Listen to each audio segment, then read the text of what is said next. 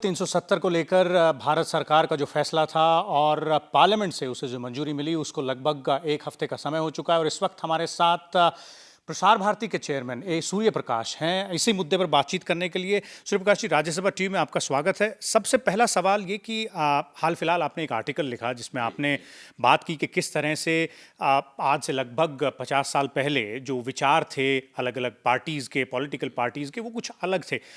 इस वक्त हर सेक्शन समाज का, चाहे वो राजनीतिक दल हों या फिर विचारक हों, उनका कोई ना कोई विचार इस मुद्दे पर ज़रूर है। तो जिस 1964 के जिस वाक़ये की आपने बात की, जिस बिल की आपने बात की, उस पर थोड़ा सा और प्रकाश डालें।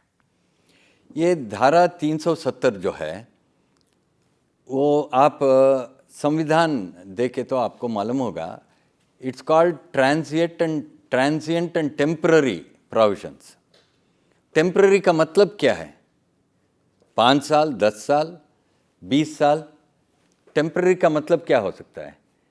70 साल हो सकता है क्या, या 500 साल हो सकता है क्या? मैं समझता हूँ कि उस ट्रांजिएंट और टेम्पररी का मतलब आखिर में ये हमारा सरकार वो समझ लिया है और उस दिशा में वो काम किया है। दूसरी बात, मैं समझता हूँ ये धारा 370 हटाने से इस देश की एकता और अखंडता ये बहुत मजबूत अब हो गया है। ये बहुत ज़रूरी था। कई सालों से लोग सोच रहे थे कि एक दिन ये ऐसे होगा। मैं ये राजनीतिक क्षेत्र में मैं नहीं जाऊंगा, मैं उससे दूर रहूंगा, लेकिन इतिहास जो है वो जो इतिहास हमको क्या सिखा रहा है ये मैं कहना चाहता हूँ। पहली बात यह है कि उस समय केंगल हनुमंतैया बहुत एक वरिष्ठ नेता थे कांग्रेस के, वो कॉन्स्टिट्यूएंट असेंबली के मेंबर भी थे। उन्होंने कहा ये 55 साल पहले कि ये धारा 370 को हम हटाना चाहिए। पूरा सदन का ये राय है, unanimous opinion of the house. और आप ये राय को आप नहीं माने तो मैं समझता हूँ कि आपके संवैधानिक दायित्व जो है आप नहीं निभा रहे। ये इन्होंने कांग्रेस सरकार को, उस दिन के कांग्रेस सरकार को कहा। और जब आप देखते हैं अब अगस्त 2019 में जो हमारे नरेंद्र मोदी जी का सरकार जो निर्णय लिया है, लगता है वो केंगल हनुमंतैया जी का जो एक सपना था और उनका एक डिमांड था, वो आज 55 साल के बाद वो फुलफिल हो गया। जी, एक आपने इंटीग्रेशन की बात की और कंप्लीट इंटीग्रेशन की बात सरकार की तरफ से बार बार कही और इस मुद्दे पर जब दोनों सदनों में चर्चा हो रही थी तब भी बार बार ये बात उठकर सामने आई। तो आपके लिहाज से अगर देखें तो वो कंप्लीट इंटीग्रेशन किस तरह से हो सकता है? ख़ास तौर पे जो स्टूडेंट कम्युनिटी है उसके नज़रिए से देखें, जो यूथ है उसके नज़रिए से देखें, या फिर जो बिजनेसमैन हैं उसके नज़रिए से अगर इस इंटीग्रेशन की बात को देखा जाए।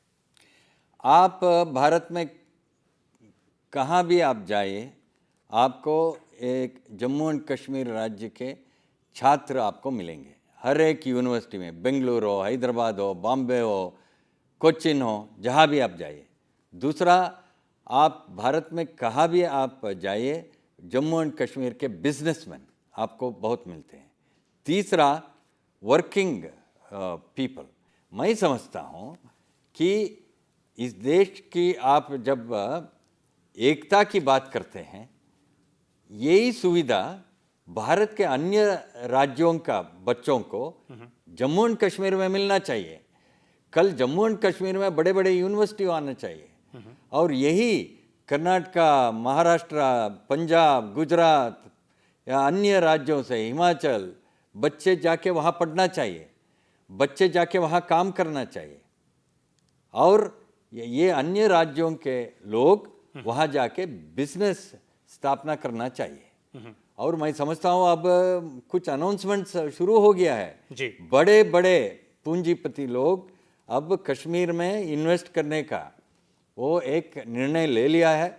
कहीं वहाँ कारखाना शुरू हो जाएंगे, कहीं बिजनेस शुरू हो जाएंगे और वहाँ ये रोज़गार का जो समस्या है मैं समझता हूँ वो समस्या आगे दिनों में नहीं रहेंगे। कि एक आखिरी सवाल सूर्य प्रकाश जी, और वो जिस तरह से मीडिया में, खासतौर पे अंतर्राष्ट्रीय मीडिया में, ये जो पिछले 7 से 8 दिन का समय रहा है, इस दौरान क्या स्थिति रही है जम्मू कश्मीर में, उसको किस तरह से पोर्ट्रे किया गया, और जिस तरह की एक तरीके से देखा जाए कि एक सेक्शन है इंटरनेशनल मीडिया का, उसमें जिस तरह से रिपोर्टाज रहती है जम्मू कश्मीर को लेकर, उस पर आपका क्या विचार है? इस देश के नागरिक होने के नाते मैं कहता हूँ, आप कह रहे हैं किसी मीडिया में, इंटरनेशनल मीडिया में, क्या इंडियन एडमिनिस्ट्रेड कश्मीर, क्या आप इंडियन एडमिनिस्ट्रेड महाराष्ट्र कहते हैं क्या, या इंडियन एडमिनिस्ट्रेड कर्नाटका कहते हैं क्या?